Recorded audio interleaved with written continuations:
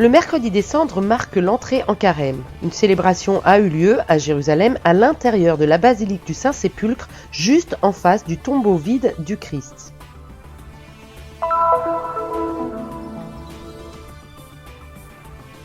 Paix, migration, dialogue, la réunion de Bari, consacrée à la Méditerranée frontière de paix, a réuni 58 évêques et patriarches de 20 pays pour discuter des principaux défis du bassin méditerranéen.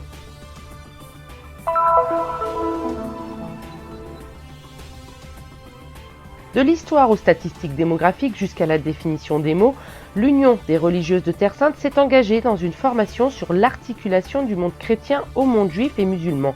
Le deuxième jour d'études était organisé par l'Institut Ephéta à Bethléem.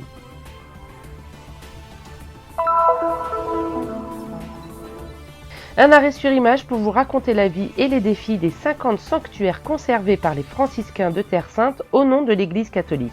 C'est avant tout la générosité exprimée lors de la quête du Vendredi Saint qui permet de soutenir et de conserver cet héritage historique et confessionnel en plus des actions en faveur de la population chrétienne locale.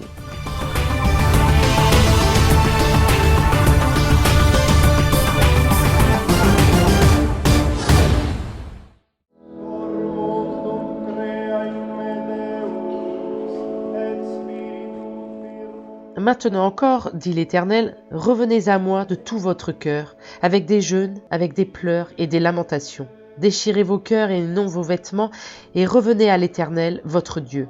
Peut-on entendre du livre du prophète Joël au cours de la messe du mercredi des Cendres, et avec le psaume proclamé « Miséricorde Seigneur, parce que nous avons péché ».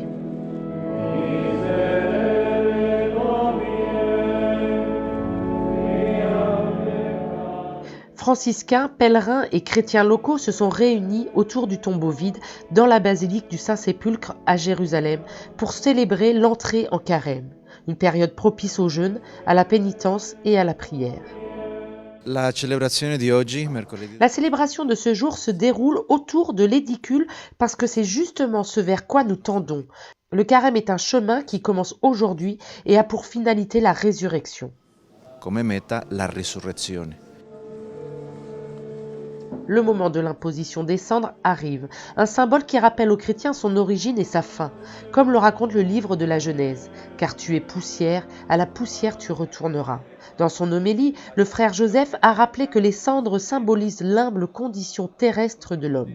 Le ceneri sono le palme che abbiamo usato. Ces cendres proviennent des rameaux d'olivier utilisés lors du dimanche des rameaux de l'année précédente. Nous les brûlons, récupérons les cendres, les bénissons pour les imposer aujourd'hui sur le front des fidèles.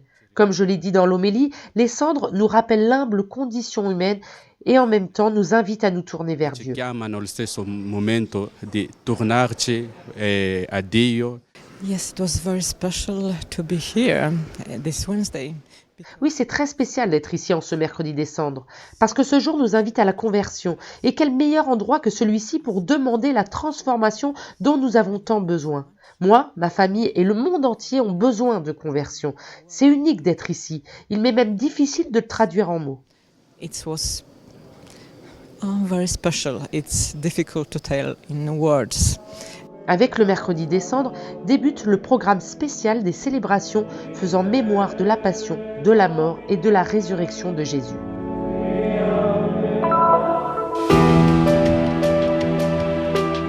On la présente déjà comme le premier pas d'un cheminement qui ne peut s'arrêter. La rencontre consacrée à la Méditerranée frontière de paix a rassemblé pendant 3 jours 58 évêques et patriarches de 20 pays pour discuter des principaux défis du bassin méditerranéen, la paix, la migration et le dialogue, des défis à relever ensemble.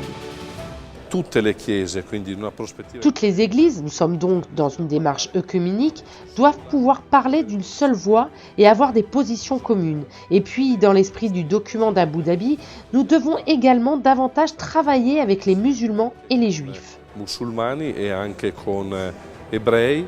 À Bari, ville déjà rebaptisée capitale de l'unité, le pape François s'est également déplacé. Durant la journée de conclusion, il a évoqué les nombreuses situations de tension encore présentes sur les rives de la Méditerranée, attirant l'attention sur le conflit toujours ouvert en Terre Sainte.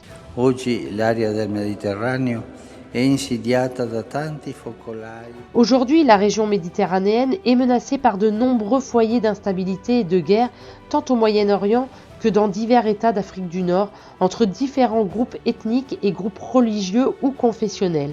Nous ne pouvons pas non plus oublier le conflit toujours non résolu entre Israéliens et Palestiniens, avec le danger de solutions inégales et donc annonciatrices de nouvelles crises. Non eque e quindi foriere di nuove crisi.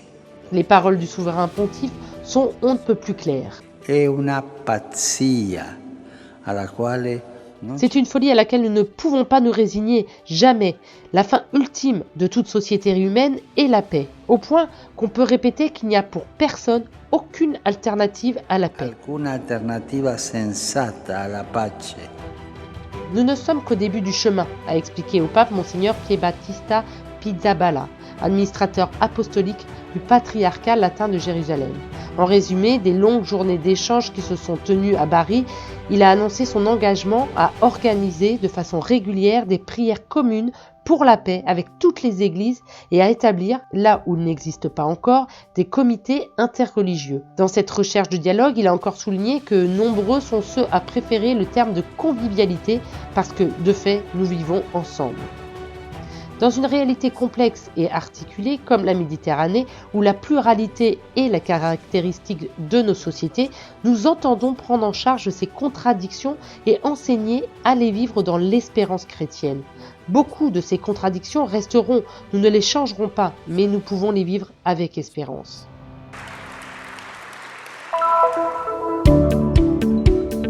Que signifie le mot juif? Et comment parler de ce qui se passe en Terre Sainte? Des questions apparemment simples aux réponses pourtant complexes. L'Union des religieux de Terre Sainte est en quelque sorte retournée s'asseoir derrière les pupitres de l'école pour étudier attentivement la réalité environnante. Elle s'est engagée dans un parcours de formation sur l'articulation du monde chrétien au monde juif et musulman locaux. Il est particulièrement difficile d'évoquer cela dans une situation où de nombreux participants font face à leurs émotions et à de vraies souffrances.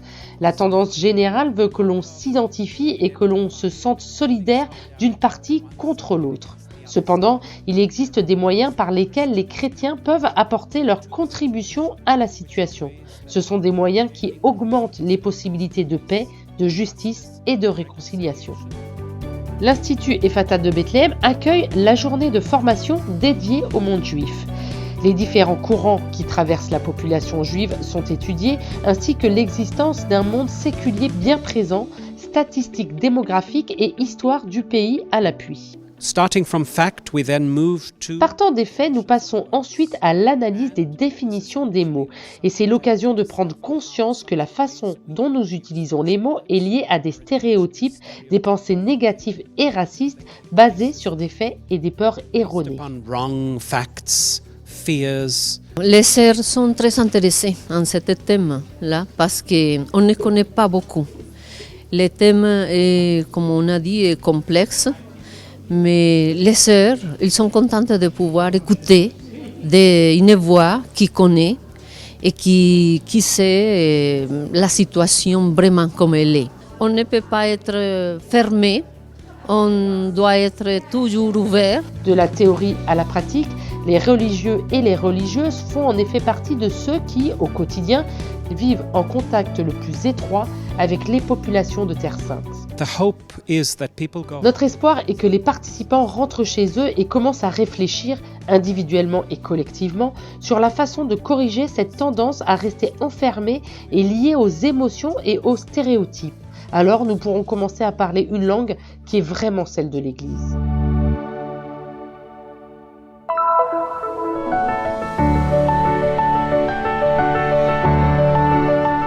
Les sanctuaires de Terre Sainte accueillent tous les jours les pèlerins du monde entier, des lieux mystiques où la grâce de la résurrection s'est manifestée. La custodie de Terre Sainte a pour mission de prendre soin des 50 sanctuaires situés dans les frontières actuelles d'Israël, de la Palestine, de la Syrie, de la Jordanie, du Liban et des îles de Chypre et de Rhodes. Du mont Nebo au lieu où Moïse contempla la terre promise, au sanctuaire de la vie, de la passion et de la mort de Jésus, Jérusalem en est le cœur. Sur le mont des Oliviers, on retrouve les sanctuaires de la Passion, comme l'église de Dominus Flevit, où l'on fait mémoire des larmes de Jésus sur Jérusalem. C'est certainement l'un des panoramas les plus évocateurs de la ville sainte. Quelques mètres en contrebas, à côté du jardin des Oliviers, se trouve la basilique de Getsemani, lieu de l'agonie de Jésus.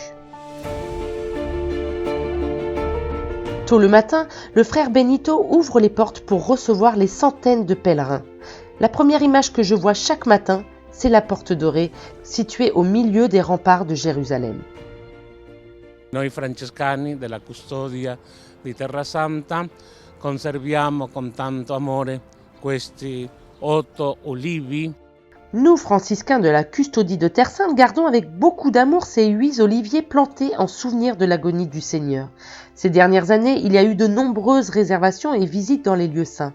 Getsemani est l'un des endroits les plus appréciés des pèlerins. On y célèbre notamment des messes, mais aussi des prières chrétiennes, même des non-chrétiens viennent ici. La preghiera dei cristiani e quelli che non sono cristiani. À l'intérieur des murs de Jérusalem, les pèlerins reviennent sur les 14 stations du chemin de croix, une pratique initiée par les franciscains au XVIIe siècle et qui se perdure jusqu'à aujourd'hui, chaque vendredi après-midi. Mais le cœur de Jérusalem, pour tous les chrétiens, c'est la basilique du Saint-Sépulcre, où se trouvent le calvaire et le tombeau du Christ. L'accroissement du nombre des pèlerins est particulièrement perceptible en ce lieu. Questa crescita del numero di pellegrini veramente è capitata da quando io sono qui. Sono già 2 anni e mezzo. Cette augmentation du nombre des pèlerins s'est produite au cours des 2 dernières années. Les chiffres se sont multipliés et rien n'indique que cela diminuera. Les files d'attente sont de plus en plus longues, les messes s'enchaînent, la présence des pèlerins et des touristes est continue, c'est toujours bondé. Sempre continua, costante e affollata. Bisogna dire che questa basilica, la prima cosa è che c'è una regola, c'è uno statu quo. Dans cette basilique, il y a une règle qui est celle instituée par le statu quo, selon lequel les 3 communautés qui l'habitent, c'est-à-dire nous les catholiques, les grecs orthodoxes et la communauté arménienne, ont des espaces communs tels le tombeau du Christ et le calvaire, où nous pouvons célébrer tour à tour. Quand vient le tour des catholiques, nous faisons entrer les pèlerins pour leur messe, surtout le matin, très tôt. Soprattutto la mattina. Qui gli orari nostri sono molto presto. Très tôt, cela signifie 4 heures du matin, quand les 3 communautés ouvrent ensemble la basilique. Les messes dans les lieux communs débutent dès 4h30, suivies de célébrations dans les différentes chapelles. Tout est préparé pour ces célébrations, des missels en plusieurs langues mises à disposition des pèlerins. In modo che tutto sommato En moyenne, une journée, ce sont une vingtaine de messes qui sont più célébrées. di 20 messe.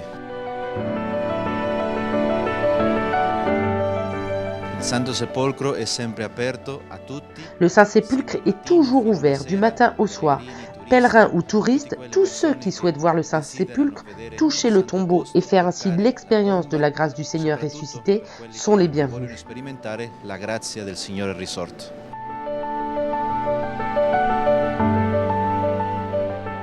D'après les données du Centre chrétien d'information qui enregistre les réservations de messes dans les sanctuaires, la croissance de la fréquentation des lieux saints est impressionnante. En 2018, ce sont 14 650 groupes qui avaient réservé une messe. En 2019, ils ont été 16 490. Et pour le seul mois de novembre dernier, 7 356 messes ont été célébrées dans les sanctuaires. La présence franciscaine en Terre Sainte remonte à l'année 1217 qui voit l'arrivée des premiers franciscains, une présence confirmée à travers les documents émis par les papes au fil des siècles.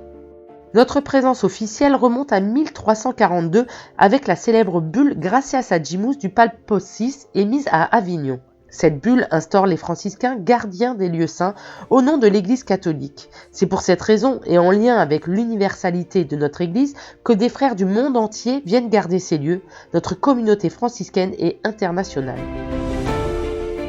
cette bulle proclame non seulement les fondements juridiques de la protection des lieux saints, mais aussi des devoirs pour les rois de Naples, avec la bulle Nuper Carissimae de Clément VI. Dans cette dernière, les souverains sont exhortés à soutenir les franciscains dans leur mission. Dans les archives de la custodie se trouve la bulle du pape Martin V, émise à Mantoue en 1421, des documents du pape Benoît XIV datés de 1746, ainsi que la reconfirmation de la garde des lieux saints par le pape Pie IX en 1846. De la période récente, je dirais que parmi les documents conservés, l'un des plus importants est celui du pape Paul VI, Nobis in Animo, qui confirme expressément la protection des lieux saints aux frères et leur octroie le droit d'organiser une collecte pour les lieux saints.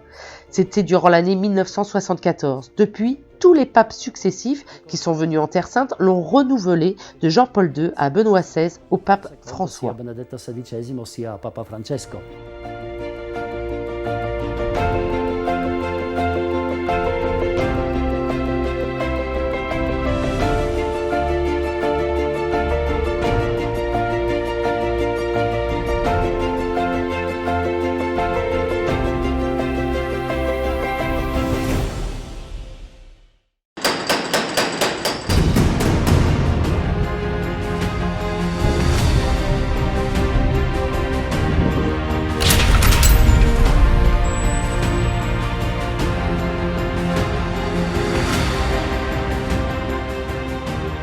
Une multitude de pèlerins arrivent chaque jour en Terre Sainte, un lieu mystique où s'expérimente la grâce de la révélation.